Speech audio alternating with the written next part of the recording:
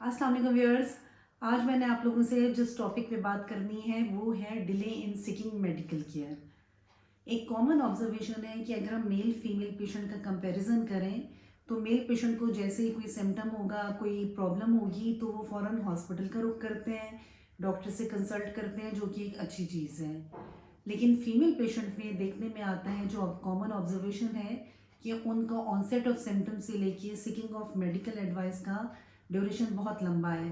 बाज़ औक़ात तो कई कई महीने या कई कई साल हो जाते हैं पेशेंट प्रेजेंट नहीं करती हॉस्पिटल में। इसके क्या कंसिक्वेंसेस हैं, क्या रीज़न है और इनको हम कैसे कम कर सकते हैं, आज की वीडियो में हम ये सब डिस्कस करेंगे। डिले इन मेडिकल केयर के कंसिक्वेंसेस क्या हैं, तो उसमें ये बात समझने की ज़रूरत है कि हर बीमारी टाइम के साथ बढ़ेगी, कम नहीं होगी अगर आप उसका टाइमली इलाज नहीं कराएंगे, और वो उसका ग्रेड वर्सन हो जाएगा। अगर अगर वो अभी माइनर एलिमेंट है तो वो मेजर बीमारी में कन्वर्ट हो जाती है। फॉर एग्ज़ाम्पल, अगर हम बवासीर की बात करें तो अगर वो शुरू के स्टेजेस में पेशेंट आ जाता है तो दवाइयों से, टीकों से, बैंडिंग से इलाज मुमकिन है, जिसमें कोई बेहोश भी नहीं करना पड़ता, कोई ऑपरेशन की भी ज़रूरत नहीं होती और पेशेंट जिस दिन आता है उसी दिन घर चला जाता है।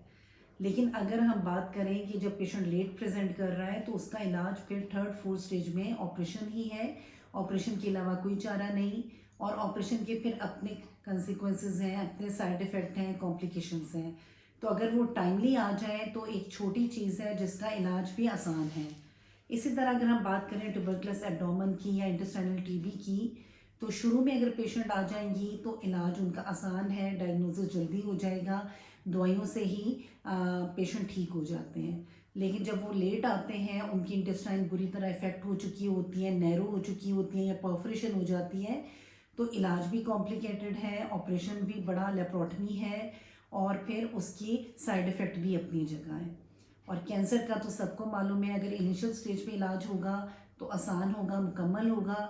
लेट स्टेज में जब वो वेसल्स, नर्व्स को इन्वॉल्व कर चुका होता है या मेटास्टेसाइज कर चुका है, जिस्म के मुख्तलिफ हिस्सों में फैल चुका है, तो इलाज भी मुश्किल है और इसमें कंप्लीट क्योर पॉसिबल नहीं होती। अगर हम रीजंस की बात करें तो नंबर वन आ जाता है lack of education. Mostly patients को अपने सिम्टोमेटोलॉजी के बारे में आगाही नहीं होती कि ये सिम्टम किस किस बीमारी की निशानदही कर रहे हैं और उसका बरवक इलाज किस कदर ज़रूरी है। नंबर टू पे खौफ है, फेयर है कि अगर हम हॉस्पिटल जाएंगे तो डॉक्टर कोई ख़तरनाक बीमारी का ना बता दे, जिसे वो माइनर एलिमेंट समझ रहे हैं, वो कोई ख़तरनाक बीमारी ना निकल आए। इस डर की वजह से ख़वातीन घर में ही रहने को प्रेफर करती हैं।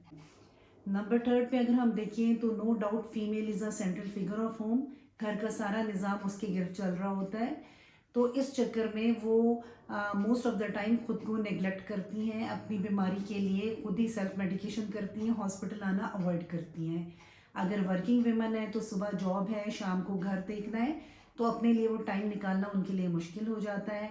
जो हाउस वाइफ हैं वो भी सारा दिन घर के कामकाज में उलझी रहती हैं, तो टाइम निकालना मुश्किल लगता है। चौथे नंबर पे फीमेल नीड सोशल सपोर्ट। उनको कन्वेंस की ज़रूरत है, ट्रांसपोर्ट चाहिए, कोई मेल मेंबर उनको लेके जाए, तभी वो हॉस्पिटल जा सकती हैं, most of the female.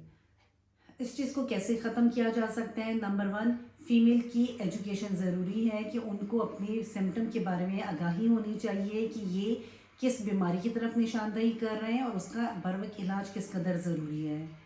Number two, male member की रिस्पॉन्सिबिलिटी है कि अगर आपके घर में कोई खातून जिसको आप देख रहे हो खुद ही सेल्फ मेडिकेशन कर रही हैं, हॉस्पिटल जाना अवॉइड कर रही हैं, तो आप उनको लेके हॉस्पिटल जाएं, डॉक्टर कंसल्टेशन करें, ताकि बरवक्त तशखीस हो सके और इलाज मुमकिन हो सके। नंबर थर्ड, पेशेंट्स को, फीमेल पेशेंट्स को अपनी सेहत को प्रायोरिटाइज़ करना है। अगर आप हेल्दी होंगी, आप सेहतमंद होंगे, तभी आप अपना भी ध्यान रख सकेंगी और घर को भी देख सकेंगी। अगर आपको ये वीडियो पसंद आए तो सब्सक्राइब का बटन दबाएं ताकि मज़ीद वीडियोस आप तक पहुंच सकें। Thank you. अगर आपको ये वीडियो पसंद आए तो सब्सक्राइब का बटन दबाएं ताकि मज़ीद वीडियोस आप तक पहुंच सकें।